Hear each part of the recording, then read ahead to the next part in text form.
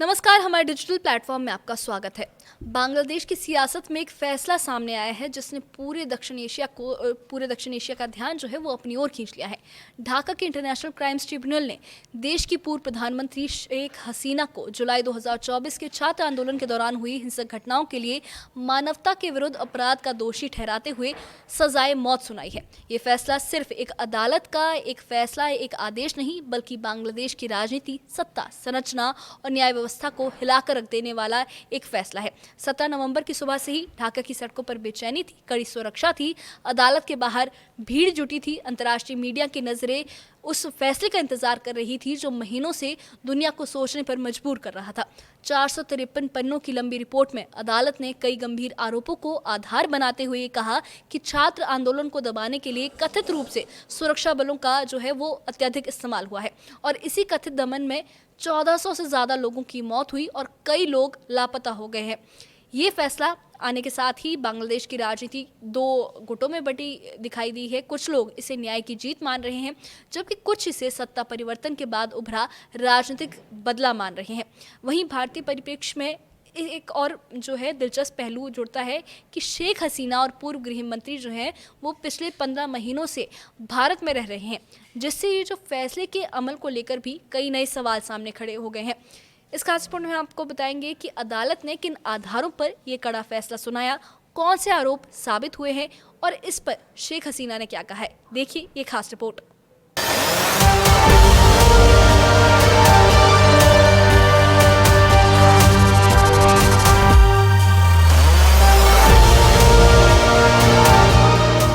ढाका के international crimes tribunal में 17 नवंबर की सुबह से ही कड़ी सुरक्षा और तनाव का माहौल था। महीनों की लंबी सुनवाई के बाद अदालत ने शेख हसीना को दोषी ठहराया और कहा कि जुलाई-अगस्त 2024 के छात्र आंदोलन को दबाने के लिए उन्होंने सुरक्षा बलों को बल प्रयोग, गोलीबारी और हिंसक दमन के निर्देश दिए थे। अदालत के मुताबिक इन घटनाओं में 1400 से ज्यादा लोग मारे गए और कई सौ लोग लापता हुए। फैसले में इसे संगठित, योजनाबद्ध और राज्य शक्ति के दुरुपयोग का मामला बताया गया है। ट्रिब्यूनल ने शेख हसीना के खिलाफ 5 मुख्य आरोपों को साबित माना। इनमें व्यापक हत्याओं का आदेश देना, भड़काऊ भाषणों से हिंसा बढ़ाना, सबूत नष्ट करने के निर्देश देना, छात्र अबू सईद की हत्या में प्रत्यक्ष भूमिका और ढाका के चांखारलपुर इलाके में 5 नागरिकों की हत्या और लाशें जलाने का मामला शामिल है। अदालत ने कहा कि सुरक्षा बलों ने निहत्थे प्रदर्शनकारियों पर गोलीबारी की और कई लोगों के अपहरण और यातना की शिकायतों को नजरअंदाज किया गया। इस मामले में बांग्लादेश की पूर्व गृह मंत्री असदुज्जमान खान को भी हत्या और हिंसा भड़काने के आरोपों में मौत की सजा सुनाई गई है। वहीं केस में सरकारी गवाह बने पूर्व आईजीपी अब्दुल्ला अल ममूम को 5 साल की सजा दी गई। अदालत ने आदेश दिया कि दोषियों की संपत्तियां जब्त की जाएं और पीड़ित परिवारों को मुआवजा सुनिश्चित किया जाए। ट्रिब्यूनल ने बेहद साफ शब्दों में कहा कि राज्य के शीर्ष पदों पर बैठे लोगों ने अपनी शक्ति का दुरुपयोग किया और आम नागरिकों को निशाना बनाया। फैसले के तुरंत बाद शेख हसीना का बयान सामने आया। उन्होंने सभी आरोपों को खारिज करते हुए कहा कि फैसला पक्षपाती, गैर न्याय संगत और पहले से तय था। हसीना का कहना है कि ये राजनीतिक बदले की कार्रवाई है और उन्हें न्यायिक प्रक्रिया का निष्पक्ष मौका नहीं दिया गया। अदालत के बाहर लोगों की प्रतिक्रियाएं भी 2 हिस्सों में बटी। कुछ इसे न्याय का दिन बता रहे हैं, जबकि कई लोग इसे राजनीतिक प्रतिशोध का कदम मान रहे हैं। We have decided to inflict her with only one sentence, that is sentence of death.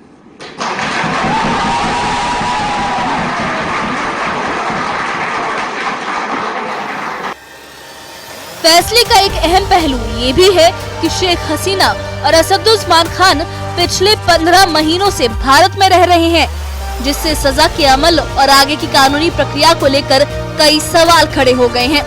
जुलाई 2024 की हिंसा में मारे गए लोगों के परिवार इस फैसले को न्याय की दिशा में कदम मान रहे हैं। वहीं राजनीतिक विश्लेषक मानते हैं कि आने वाले दिनों में बांग्लादेश की राजनीति और ज्यादा अस्थिर हो सकती है, क्योंकि फैसले ने सत्तारूढ़ ढांचे और विपक्ष दोनों के अंदर नई हलचल पैदा कर दी है। Bureau report, news 18।